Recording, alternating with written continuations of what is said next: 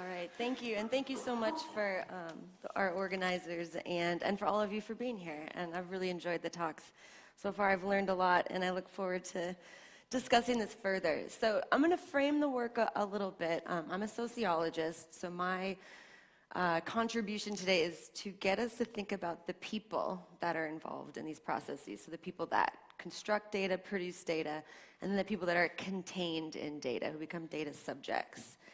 And this is, I'm going to share with you part of what is a book project. The manuscript was just sent to my editor yesterday. So cross your fingers, but you should hopefully see it by the end of the year.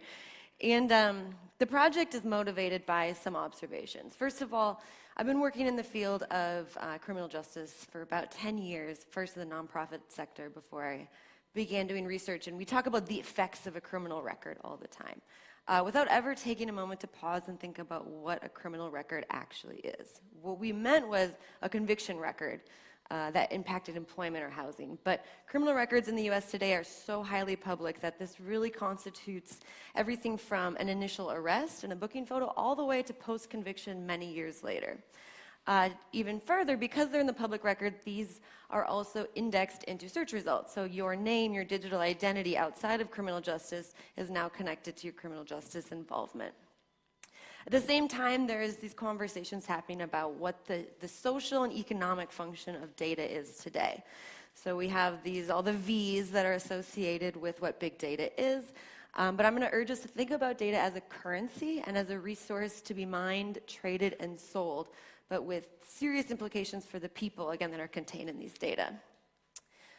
Third, there's been an interesting movement in the privacy law world towards algorithmic injustice, sort of the thread that brings a lot of us here today.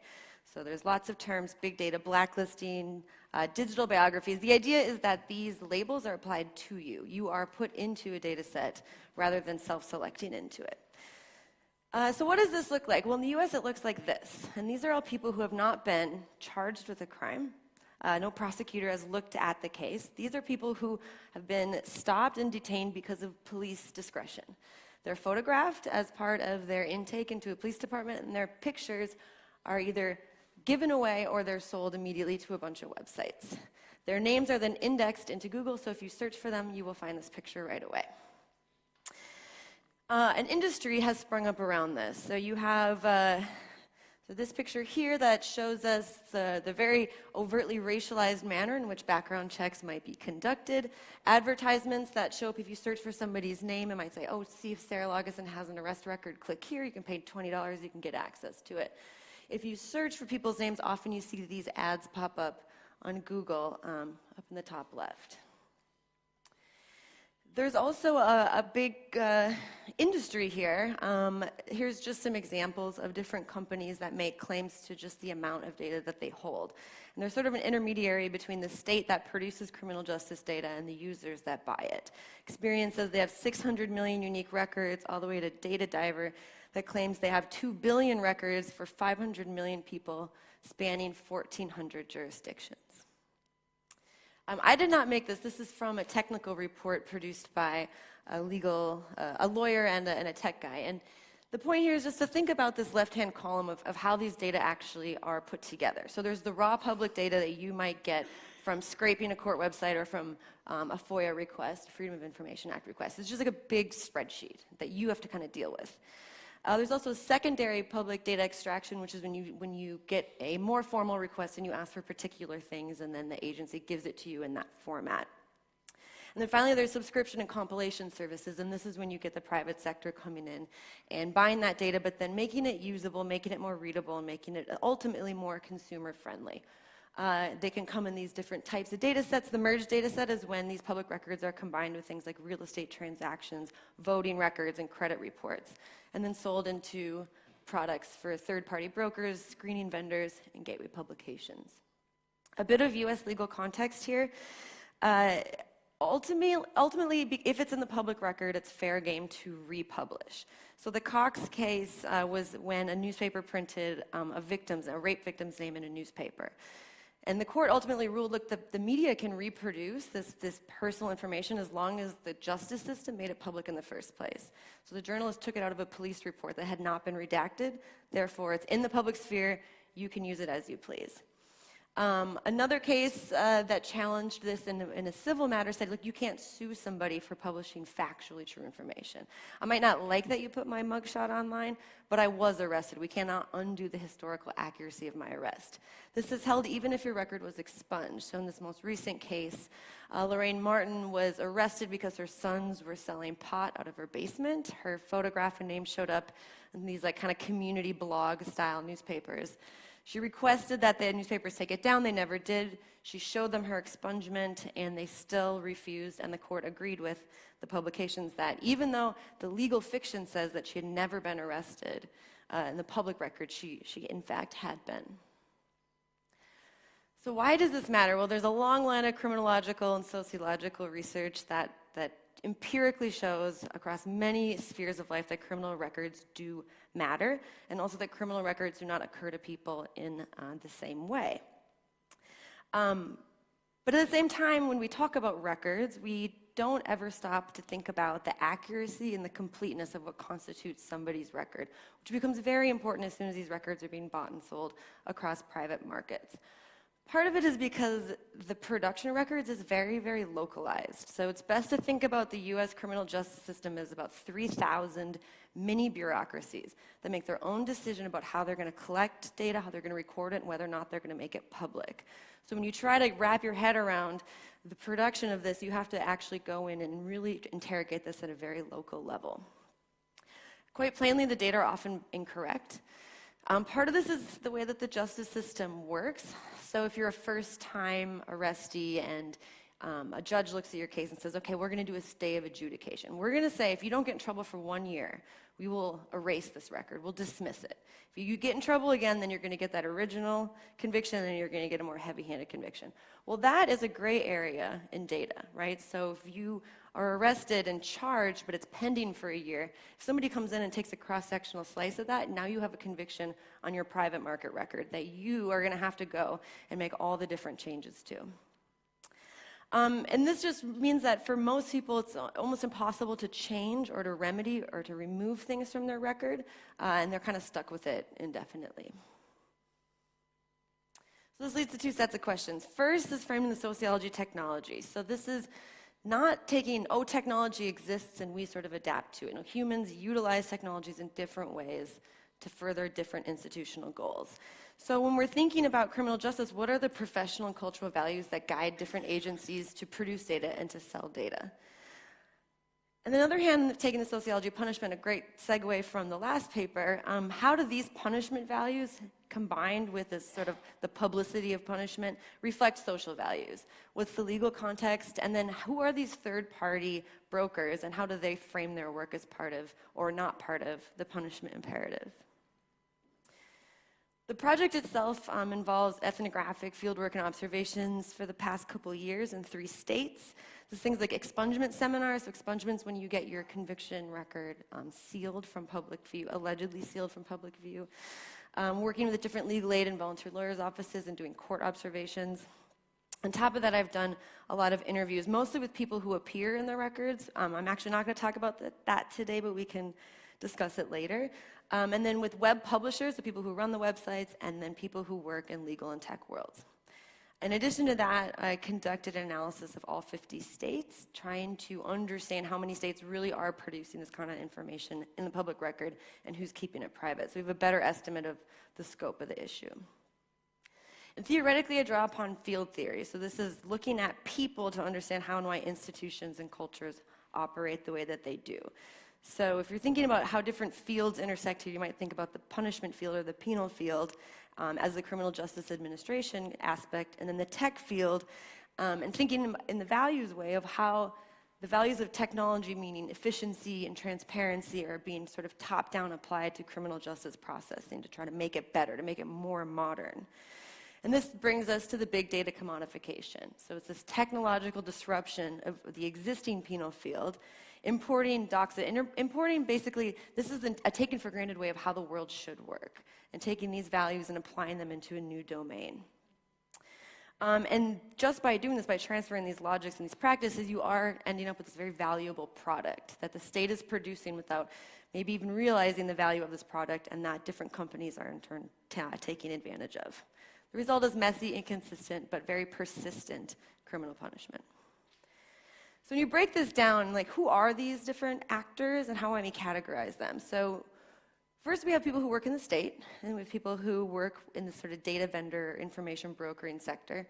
We have the users, so I am an HR person and I have to hire someone, like, where do I buy this criminal record from? What's the best one? What's the cheapest solution? And then, of course, the subjects. Today, I'll focus on the first two. So if you kind of look at the documents and the rhetoric and the conversations I've had with people who work within criminal justice agencies who are in charge of information technologies, they're really concerned with modernizing their record keeping. They want to create efficient systems, but part of this means also controlling agency-specific information. So there's a lot of boundary maintenance happening. Instead of harmonizing data across police, courts, and corrections, they run their own databases, and they argue about what they're going to share. The police say, well, this is for investigations, we can't give that to the courts. And the courts say, well, this is for processing, we want some of the police information, but our prosecutorial secrets and our discretion, you can't have that. So there's not a lot of getting along. Thinking about what the scope of this is, though, about the sheer number of records that are sort of idiosyncratically produced, here are different types of records you might expect somebody to have. So your arrest record might be your booking photo or just information about your arrest. Your court record is everything that happens at the adjudication stage. And then prison records, almost every single state, 46 states, have an online prison docket. So you can go see who's incarcerated, what they look like, what they've done, and when they're going to be released. And then finally, 29 states make public a conviction summary, so everything you've ever been convicted of. The annual estimate is taking the number of states that produce this kind of information, so let's look at arrest records. 41 states put arrest records online. If you just multiply that by the number of people who are arrested only in those states, you get over 9 million records produced per year. 4 years is a very conservative estimate, but let's say they've had these practices in place for that long, you might expect the production of 38 million records. Some people are arrested multiple times, but they're going to have multiple online records then. Booking photos up to 14 million court records, very, very public, about 78 million different profiles of personal information. And then the prison records, this is just a cross-section of incarcerated people in 2016. But if you actually take a cumulative count of people who have a convictions history in those 29 states, we're talking about 13 million different conviction records. So what's the rhetoric? Why do this? Why put this stuff online? So law enforcement frames their online and their public punishment practices as being about managing arrestees. So the claim that almost every sheriff will make is, well, we put our jail docket online so that family members can find out if their loved one is incarcerated, so that their public defender knows whether or not they're going to be released from jail. This also sustains the bail bond industry. So if I work for a bail bond industry, I can go online to my local court docket. I can see who's got the highest bail, who lives in a neighborhood that means that they might be a little more affluent. Can I go on Facebook and find their mom and send her a message and say, hey, we want to bail out your son? And there's private companies like VineLink that'll actually offer an inmate management service to a county sheriff's office so that they don't have to actually build the infrastructure. They can just buy a subscription. There's also this idea of public notification. So the tab there says public interest. This is in California. These are prostitution arrests. DWI and prostitution are the two most common sort of arrest dockets that a website will put online to say, hey, look, we're doing a really good job. We're cleaning up the streets. Then, of course, they can put all of this on social media right away, and in effect, law enforcement can actually control the message about them in a way that is more aligned with what they want to look like rather than how they might be covered in the press. Courts think about this really differently. They're terrified that they're going to be in violation of a very generous reading of the First Amendment. So a lot of people in the U.S. say the First Amendment promises us that we can have all the information we want about courts. It's not entirely true, but that's the interpretation that we're working with now. So the courts put all this stuff, everything online, almost wholesale, but they put on a lot of disclaimers saying we can't actually say that this is accurate because court is a site of action, right, where things happen. So things are constantly changing. They can only offer you a cross-sectional approach. And then finally, in corrections, it's really about this idea of supervision and surveillance, but showing it in a very orderly way. So these are the rosters I was telling you about, where you can go in and you can see that incarceration looks very orderly and it looks very organized. We know in reality it's not. People get moved all the time. Their paperwork is always messed up, but this gives this nice veneer. And then finally, you can pay almost every state for a copy of somebody's conviction summary. So this was not something that was very common until recently, and you might argue that it's a response to all these background check vendors making a ton of money off of this, and the state saying, you know, if we had one agency where we could just collate the police and court records, we could sell this ourselves. So there's a lot of trouble that happens when courts and law enforcement agencies are trying to figure out how to do this. So Colorado got themselves in trouble because they hired a data vendor that was just replicating their data and selling it in the private market without telling the state, including social security numbers and addresses. And this was their final report, and they said, look, the tension is we're trying to be modern, we're trying to be competitive, but we're accidentally giving away our data.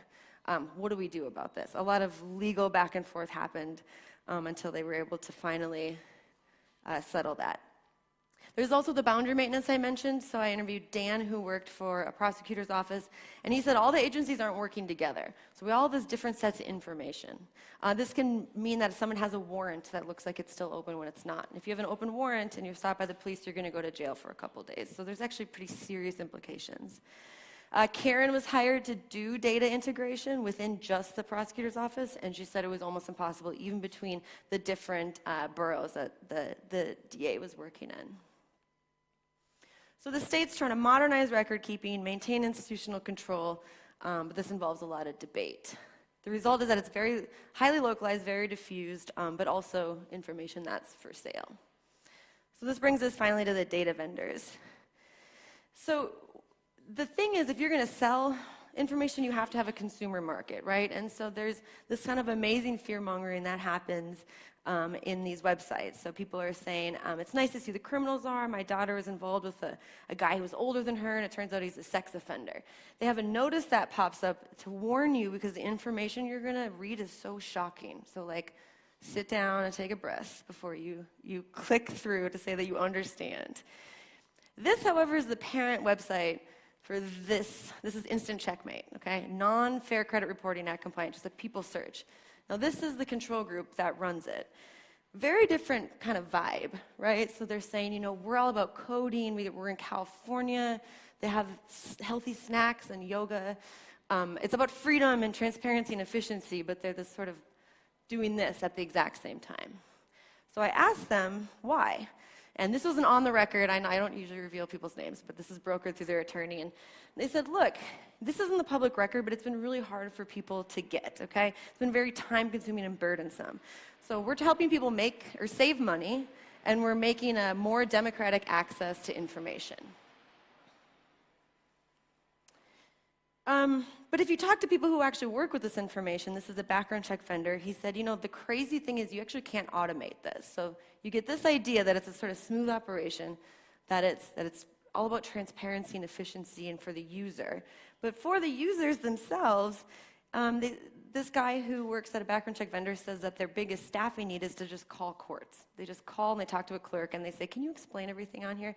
It's the most manual operation that you can imagine because you can't match 3,000 data sets that call a misdemeanor or something here and they call it something else. They call it an indictable offense somewhere else. Even LexisNexis has this disclaimer on their own website where they sell court data that before relying on any data, it should be independently verified. The point here is that everyone is shifting responsibility onto somebody else.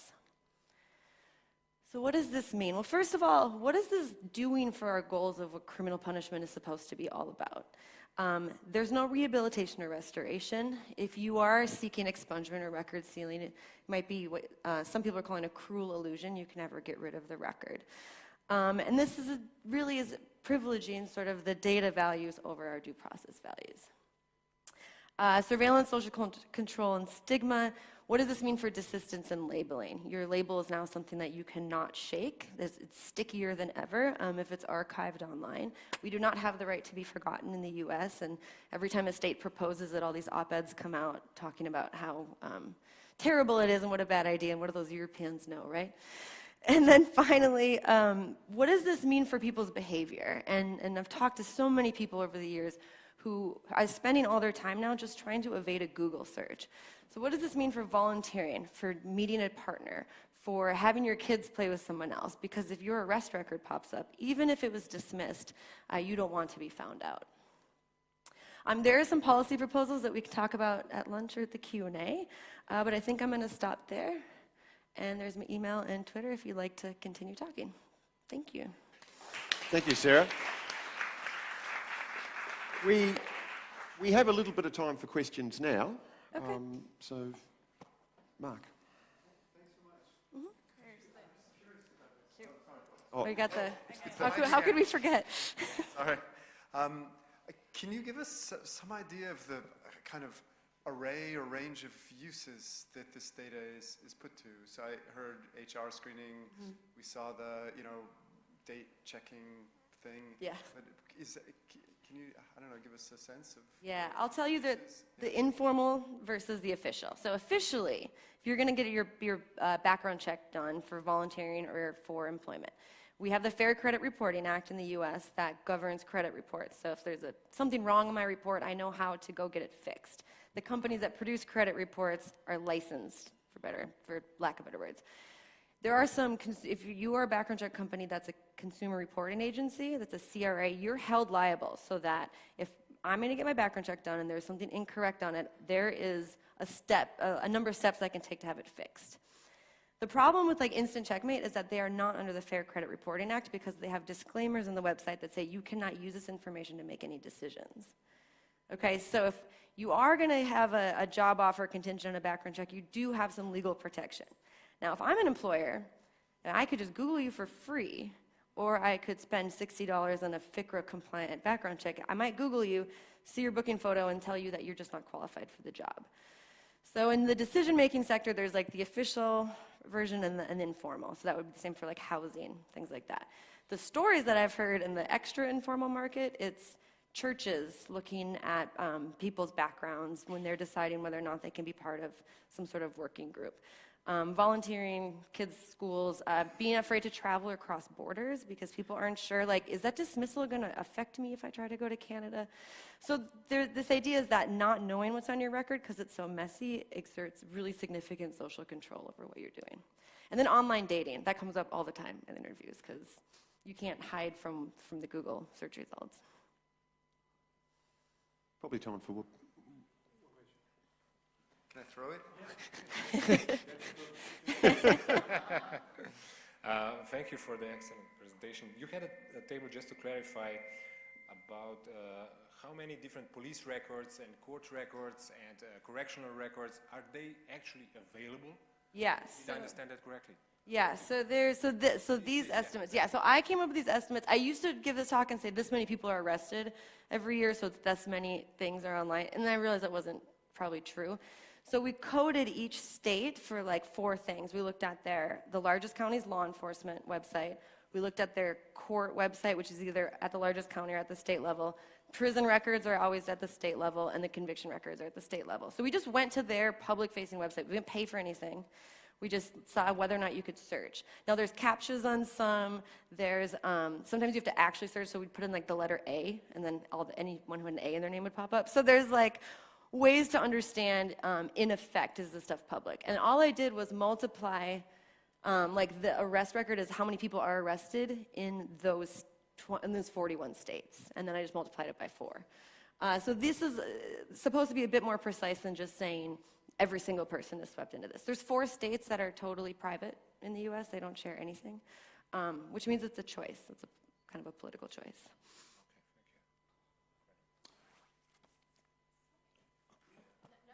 Yes, no, one, quick. No? Yes. Okay. Final offer? No.